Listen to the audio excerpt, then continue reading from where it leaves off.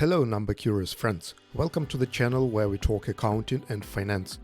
Today we'll make accounts receivable feel real.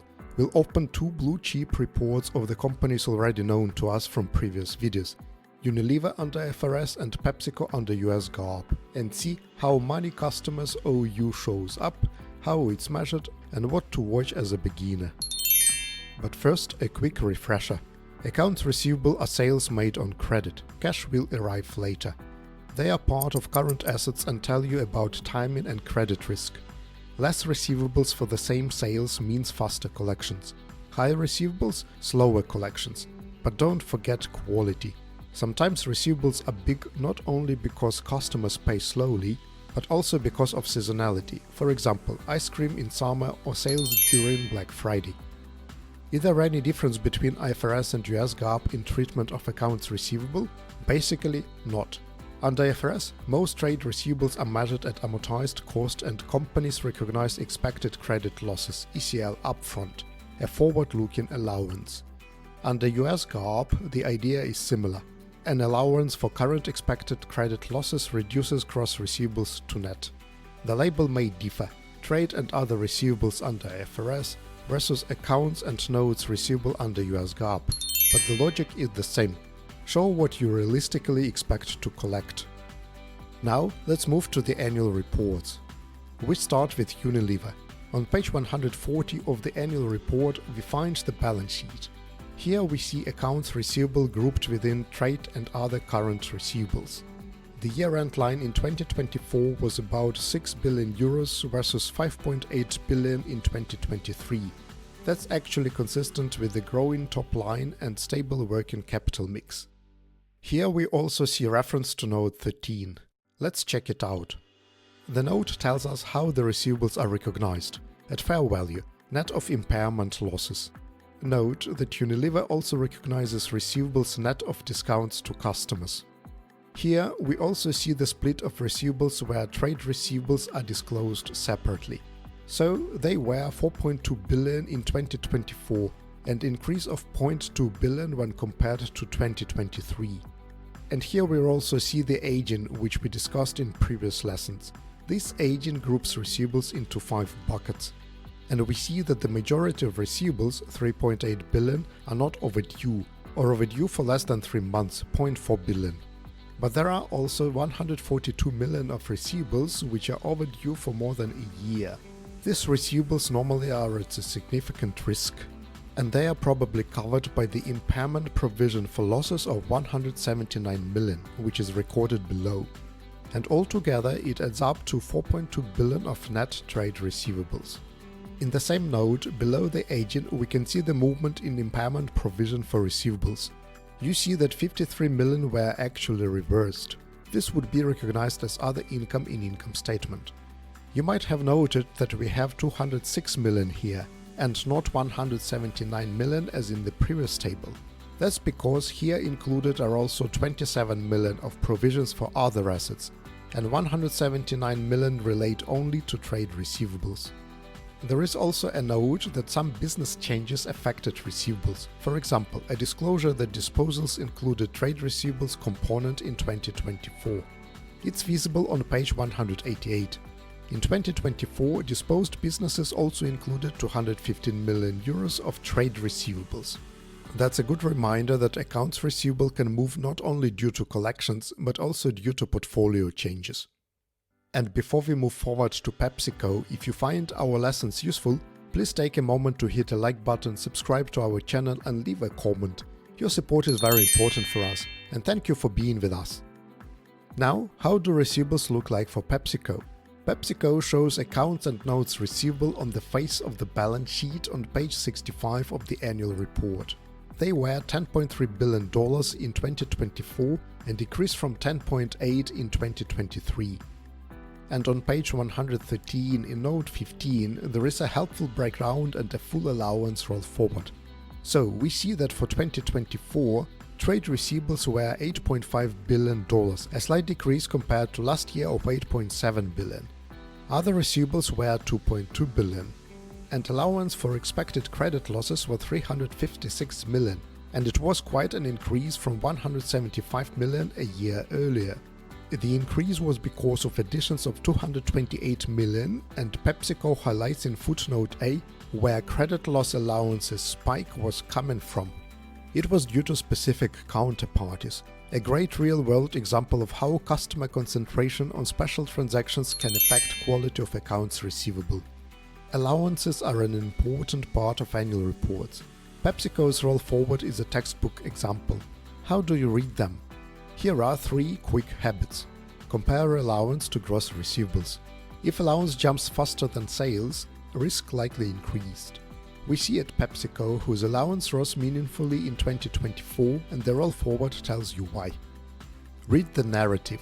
Large companies explain drivers, for example, specific receivable exposures or regional issues, or change in factoring arrangements. Follow all working capital items together. Don't isolate receivables. Look at inventories and payables too for the full cash story. In general, in the notes to annual reports you would normally see the following policies. Measurement, how the receivables are measured. Normally that would be an amortized cost. And as receivables are typically with short duration, no discounting is applied. Credit loss model. Forward-looking ECL under IFRS or current expected credit losses under US GAAP. The latter requires lifetime losses for all assets, while IFRS has a 3-stage approach. Presentation choices. IFRS often shows trade and other receivables in one subtotal, while US GAAP more often splits trade versus other receivables. Practical tools. Customer credit limits, aging, write-off policy, insurance or collateral where relevant. And factoring, a separate topic in annual reports. Neither Unilever nor PepsiCo use it, but it is a very popular instrument. Usually, factored receivables are disclosed in the annual reports, and sometimes factoring arrangements are discussed in detail. For example, in the annual report of RHI Magnesita, we can see the following disclosure. The company sold 230 million of receivables as at the end of 2024, and it is stated that all of them have been derecognized, as all risks have been transferred. Check out our previous video for detail on factoring. See the pop-up in the upper right corner. For the factoring services, RHI Magnesita incurred 10 million of factoring costs, which are reflected in its P&L. Similar arrangement we find in the annual report of voestalpine, also with significant amounts. 296 million were sold to the factor. Again, all derecognized as the factor assumes all risks. Another example, Carter Group. They also describe the approach and quantify the amounts, 39 million. But here they also disclosed that they had 7 million of receivables from the factor, who has not paid everything yet. Same for Sigma Rock, 5 million pounds of factored receivables without recourse, and therefore derecognized. And actually, if you're really into factoring, you can read through the annual report of Berenson Group. I was surprised how much space in the annual report is dedicated to factoring. Link in description, also for other reports mentioned here. But whatever the policies or format of disclosures, the logic for receivables in the annual report is the same. Show what you realistically expect to collect. Now let's have a look at one of the most important KPIs to analyze receivables, days sales outstanding. It is typically calculated as trade receivables divided by revenue times 365. And let's ignore VAT topic here. What do we have for Unilever? With trade receivables of 4.2 billion and revenue of 60.8 billion in 2024, DSOs will be 4.2 divided by 60.8 times 365 equals 25 days. So it takes on average less than a month to collect receivables from customers. How does it compare with 2023? Here is a small comparison table. DSOs were very stable at 25 days, so no red flags at this point. And here you see it also with the formulas in Excel, so it is easier for you to follow. What about PepsiCo? Here we have the following situation. As of December 2024, DSOs were 32 and slightly decreased as compared to December 2023, which is a good indication. But remember what we have seen, part of the improvement is also because of the increase in impairment provision in 2024. But overall, for both companies the situation with DSO looks quite stable. So, we have looked at the receivables on the balance sheet. What about cash flow? On the cash flow statement, changes in accounts receivable sit within operating activities. If receivables increase, they use cash. If they decrease, it releases cash. As with inventory, it's a balance which is to be maintained based on the liquidity needs of the company. For Unilever, the changes in trade receivables are reflected within working capital. They increased in 2024 and resulted in cash out of 200 million. For PepsiCo, the impact is also negative, 138 million. Note that these numbers will not always directly reconcile to movements in balance sheet, and they should also consider the impact of acquired, disposed of businesses and other non-operational movements in receivables. But in general, this movement in cash flow is a great practice to trace the bridge. And under normal conditions, receivables up means a negative impact on cash flow, receivables down a positive impact. What are the other factors to look out? Let's start with seasonality. Significant fluctuations in receivables may be related to the seasonal increases or decreases in sales.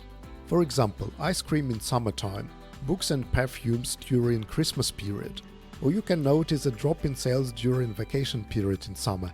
Important that the balances recover after those events.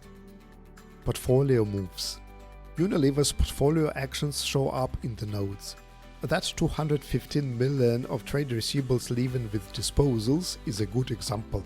When you see a jump or drop, scan the notes for acquisitions or disposals first. So, let's summarize the lesson. Here is a simple sequence to read the receivables you can reuse with any report. First, read the accounting policy and measurement methods. Second, scan for write-offs and allowances. Third, check if acquisitions or disposal moved the balances. Fourth, check for factoring. It can significantly impact receivable balances. And the last one, calculate DSOs and check the trends across the years. That is how receivables look in real-life financial statements of global companies. Hope it helped understand the topic better. Thank you for watching. If you enjoyed this video, hit like, subscribe and ring the bell so that you don't miss the next lesson. See you soon and keep those debits equal to your credits.